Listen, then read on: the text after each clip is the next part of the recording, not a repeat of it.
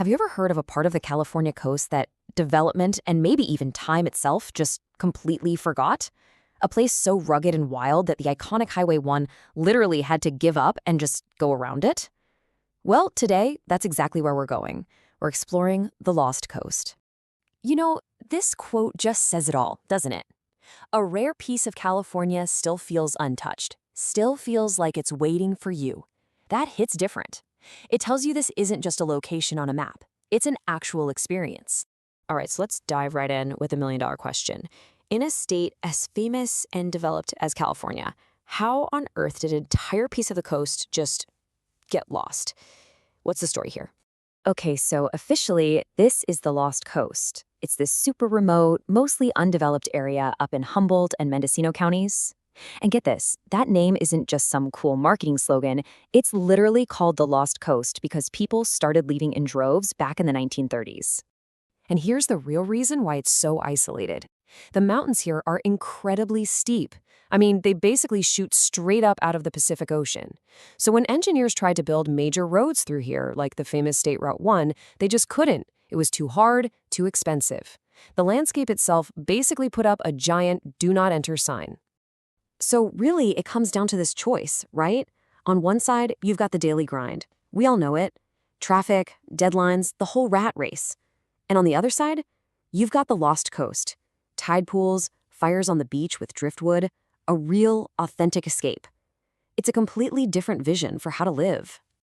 Okay, so let's zoom in a little bit, right into the heart of the Lost Coast. We're talking about the King Range. And trust me, this is where the landscape goes from dramatic to just truly extreme. Take a look at this number, 4,091 feet. That's the height of King Peak, the tallest mountain out here. And it rises almost vertically from the beach. Just try to picture that for a second. That massive scale is what creates this incredible, totally isolated world. And with all that height comes some seriously extreme weather. The King Range gets more than 100 inches of rain a year. 100 inches! That makes it one of the wettest spots on the entire California coast. Yeah, this is not the sunny California you see on postcards. This is something else entirely. It's wild. You know, all this intensity, the rain, the terrain, it creates this really unique, kind of puzzling forest. It's constantly being shaped by fires and erosion, and botanists have been scratching their heads for years, wondering why the famous coastal redwoods don't grow here. Instead, it's just two main trees that can handle it, the super tough Douglas fir and the amazing sugar pine. Now, you might think nobody could live in a place this wild, but there is a community here. So let's zoom in one more time and check out the human side of the Lost Coast, a tiny little town called Shelter Cove. And when I say tiny, I mean tiny. This chart really puts it in perspective. The population is just 803 people. See that little sliver of the donut? That's the town. The rest of it? That's the 60,000-acre wilderness that surrounds them. It's incredible. And here's the thing that's so fascinating about Shelter Cove. It's a complete paradox. On the one hand, you have this rugged, absolute seclusion. You're surrounded by wilderness, you've got these amazing black sand beaches.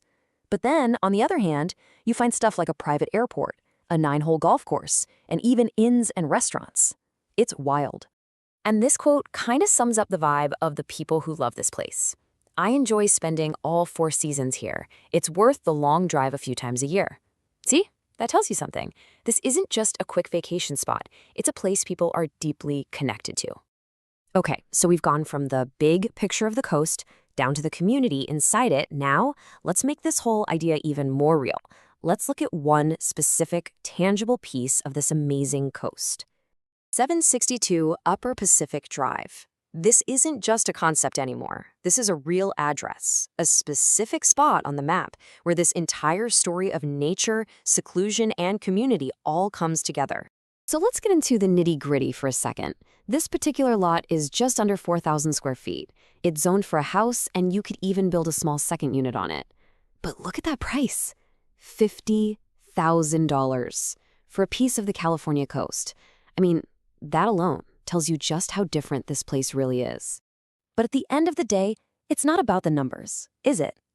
It's about this feeling right here, That moment you're standing on your own piece of land, looking out at that view, and you can just turn to someone and say, I love this view. I'm so glad we purchased the lot. And they just say, me too. That's the dream, right? So this all brings us to a much bigger question. What does it actually mean to own a part of a place like this? What kind of relationship can a person even have with the wild? Because it's about so much more than just owning a piece of dirt. It's about the opportunity to build that coastal cabin you've always dreamed of. It's about waking up and smelling Douglas fir and the ocean. You're investing in a whole new lifestyle, a genuine escape from all the noise, and it's still only about a 5-hour drive from the Bay Area. And so I guess I'll just leave you with this final thought. In a world that is always on, always connected 24/7, what is the real value of a place that's defined by the very fact that it was, and in so many ways still is, lost? It's definitely something to think about.